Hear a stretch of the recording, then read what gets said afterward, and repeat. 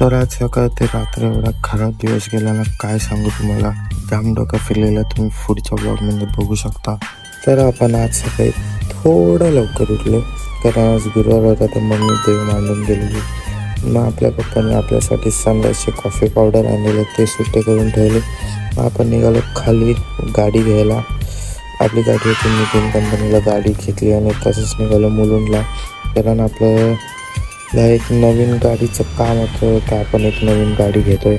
तर तिथे गेल्या गेल्या बघतो तर हा शोरूम बंद आहे. मग तिथून परत गेलो ठाण्याला.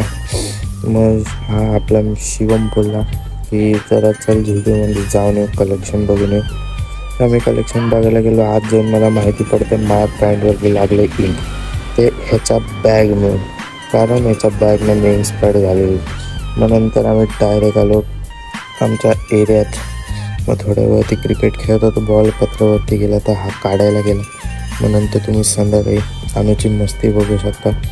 मी मस्ती करतोय, काकी इथं बसलेली देवाची पूजा करत आणि हा आपला साहेब मस्त मस्ती करतोय. मग आपण गेलो संध्याकाळी खाली असंच राऊंड मारायला. तर आपण आज ह्या गाडीच्या कामाने गेलेलो चेन सॉकेट आणायला, आणि एक आपण नवीन गाडी लवकरच घेणार आहे. मग रात्री परत हा एक डोक्याचा शॉट झाला, टायर पंक्चर.